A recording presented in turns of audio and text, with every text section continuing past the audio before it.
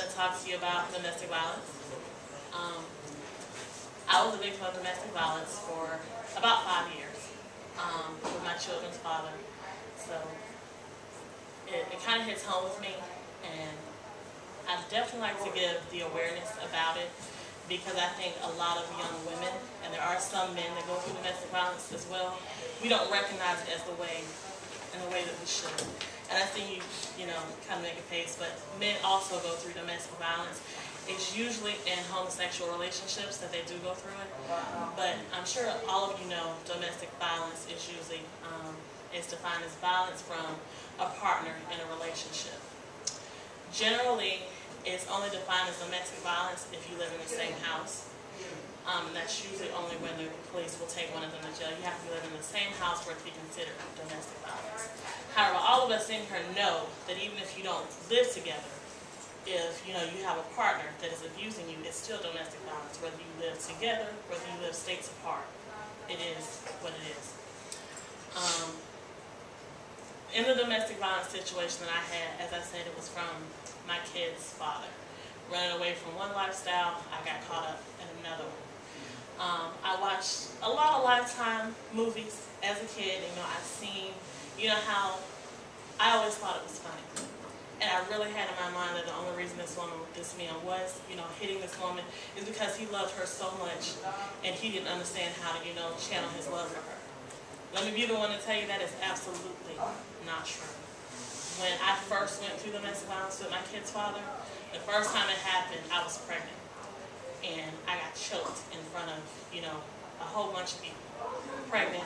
And the reason why it hurt me is because I was pregnant with his child, and to think that he didn't care enough about me, or forgetting his child, that he would, you know, still abuse me while I'm pregnant with, you know, his seed or his child. So, signs of a man that will hit a woman, and I'm not just, you know, getting on you guys, but it's usually from a man to a woman. But signs of a man that will hit a woman is the first one that you can see is a man that does not respect his mom. Will put his hands on you and will hurt you, because we don't think about it. Because when my children's father used to disrespect his mom, I used to be right behind him telling him, yeah, I don't like what she's doing either, cuss her out. But if he won't respect his mom, why in the world would he ever respect you? I mean, his mom gave life to him. And if he can't respect her, he will never respect you. Secondly, we always say that it's not your fault. And I used to say, why do they always say that? But it's not your fault, because a man who will hit you will make you feel like it's your fault, or that he's only hitting you because he loves you so much, and when you get around other men, he can't take it. It came to the point where I couldn't even get a job. I couldn't go to school because I was always accused of having lunch with somebody. I couldn't even work in a group with other men because I'm supposed to be talking to every man in that group. As I said, this hits home with me because it's kind of been hushed up.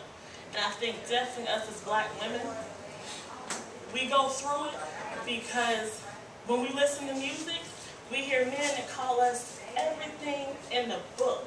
And we sit right there and bob our heads to it, and we're right behind it, and we call each other that. And then when a man calls us that, it's nothing new. It's just like what you've been calling yourself. Sometimes it's what your own mama's been calling you.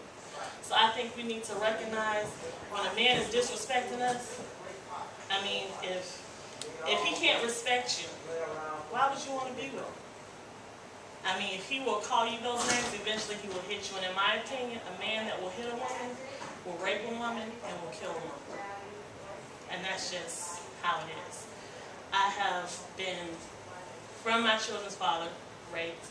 I've had guns to my head. I've been told to sit in the bathtub, you know, because he didn't want to bloody his mother's furniture with a gun to my head. I mean, it's a lot more serious than we think about it. And the thing about it is, I still didn't leave because I got pregnant again. The very last time I was at a nightclub, and I came out of the nightclub, and I was smiling at, you know, this guy who was calling me over, and I went to say hello. I don't even remember saying hello. I remember being on the ground, looking up at my kid's father. And I always used to laugh at the cartoons, because when they get hit, they see stars and stuff. I literally saw stars.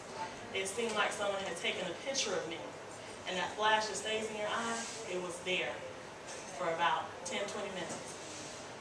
Anyhow, I jumped up and I was running, and I ran across a highway, a major highway where I could have gotten hit. I tripped over the bush first because I couldn't see, and as I was running, I kept touching my face, and I'm like, well, why is my face wet? My hands were covered in blood. I have a scratch here, right now, from where my tooth went through my own face and punctured it, was through and through. I was sitting in the emergency room, had to get stitches, and I'm a scared person. I don't like stitches or needles or any of that, but I ended up having to get stitches. Sadly, after that is when I had my son, because I still went there. Sometimes women don't understand what you're going towards, and a domestic violence relationship is going towards nothing but death. If you stay, eventually he will kill you. And this, I went to the movies not too long ago and I saw Color Girls. I don't know if any of you all seen it, but the kids in that movie are the exact ages of my own kids. I mean, when I saw that, I was crying. I couldn't even, contain myself, because if something was to ever happen to my kids, for my ignorance of staying with a man that will hurt me, and if he'll hurt me, he will hurt my kids, whether they're his or not, I probably wouldn't be able to stay here too much longer after my kids. I just want to give you this awareness, because it's very important. And sometimes it's not a man that hits you, but it's a man that will just simply disrespect you, a man that doesn't respect you, your family, or anything. So I just want to make sure that we're all aware. Something else is very important, that as women, as we go on dates and things, and we get into these positions with men, where we invite them home because, we know them, and we go to school together, or we got the same class. Let me tell you something. I see you guys a lot. Probably more than I see a lot of my family. I don't know none of you in here. I don't care if we had the same class every day.